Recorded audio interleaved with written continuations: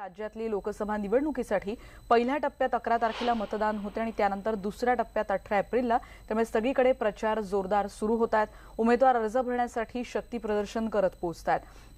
मुंबईमध्ये उत्तर मुंबईतून भाजप उमेदवार गोपाळ शेट्टींनी आज अर्ज भरलाय, तर पुण्यामध्ये भाजप उमेदवार गिरीश बापट, त्याचबरोबर जालन्यातून उमेदवार रावसाहेब दानवे आणि साताऱ्यातून उदयनराजे भोसले यांनी आता उमेदवारी अर्ज भरण्यासाठी ते दाखल होत आहेत। तर बातमी विस्तारानं साताऱ्यातली उदयनराजे भोसले आज आपला उमेदवारी अर्ज दाखल करतात आणि यावेळी ते जोरदार शक्ती प्रदर्शन देखील करतात। उदयनराजे कायमच वेगवेगळ्या मुद्द्यांमुळे चर्चेत असतात, डायलॉग बाजूमुळे देखील ते नेहमी बातम्यांमध्ये असतातच। आज अर्ज भरून आल्यानंतर त्यांचा एखादा डायलॉग ऐकायला मिळतो का याबद्दल देखील उत्सुकता असते। उदयनराजे त्यांच्या डायलॉगबाजीसाठी खूपच प्रसिद्ध आहेत। कालही त्यांनी एक पत्रकार परिषद घेतली आणि प्रतिस्पर्धी असलेल्या नरेंद्र पाटील यांच्या आरोपांना उत्तर देताना त्यांनी साताऱ्यात आपली आदरयुक्त भीती असल्याचं म्हटलंय। माझ्या दहशतीला मिलिटरी पोलीस असं ओळखतात असंही ते म्हणाले। बघूयात त्यांनी नेमकं काय काय म्हटलंय। आणि हे जे दहशत जे म्हणतात त्यांना ही ह्याला म्हणतात आदरयुक्त दहशत। आज प्रत्येक ठिकाणी कोणावरती अन्याय होत असेल तर मी धावून जातो आणि मी नेहमी सांगत असतो। सगळे म्हणतात तुम्ही एमपी आहात, म्हणलं हो मी एमपी आहे। म्हणलं एमपीचा लॉंग फॉर्म काय माहितीये का? म्हणले सगळे म्हणतात मेंबर ऑफ पार्लमेंट। म्हणलं ते बाकीच्यांना लागू होतं, म्हणलं मला लागू काय होतं माहितीये का? MP means military police. असं विचारलं महापालिका तुम्ही काय करत नाही? अहो मी कसं महापालिका करू? पॉप्युलेशन वाढण्याकरता मी काय करू मला सांगा ना।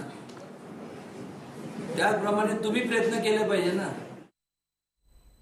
आणि जाऊयात पुण्यात भाजपचे उमेदवार गिरीश बापट देखील आज त्यांची रॅली निघालेली आहे। कसबा गणपतीपासून ढोल ताशांच्या गजरामध्ये ते देखील शक्ती प्रदर्शन करत उमेदवारी अर्ज भरायला दाखल होत आहेत। चंद्रकांत पाटील त्याचबरोबर शिवसेना नेत्या नीलम गोरे देखील यावेळी उपस्थित आहेत। पुण्यातली ही दृश्य आता आपण बघतोय। गिरीश बापट देखील काही वेळातच अर्ज भरणार आहेत। पुणे लोकसभा मतदारसंघातून भाजप शिवसेना आरपीआयचे ते उमेदवार आहेत।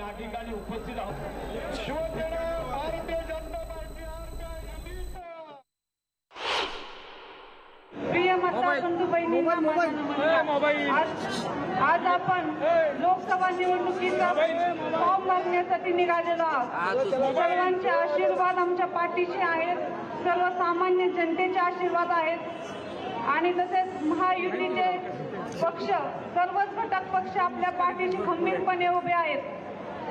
कार्यकर्त्यांची चांगली फळी आपल्या मागे उभी आहे।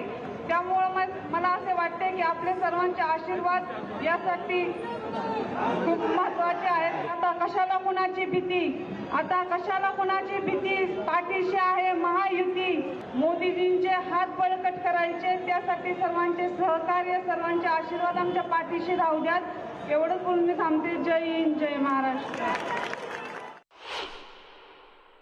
आता नेतृत्वाची पक्षाची आणि तुम्हा सगळ्यांची इच्छा आहे की मी लोकसभेमध्ये आपलं प्रतिनिधित्व करावं। तो आशीर्वाद घेण्याकरता आलो आणि माझ्या तमाम माता भगिनी बांधव ज्येष्ठ नागरिक युवा कार्यकर्ते सगळ्यांना अभिवादन करतो। 23 तारखेपर्यंत आपली लढाई चालणार आहे। गहाळ राहायचं नाही, घरोघरी जायचं, मोदीजींचं फडणवीसांचं काम या जनतेत केलेला विकास सांगायचा आणि 23 तारखेनंतर पुढच्या 23 तारखेला विजय उत्सव साजरा करण्याकरता आपण सगळ्यांनी यावं हे निमंत्रण देतो।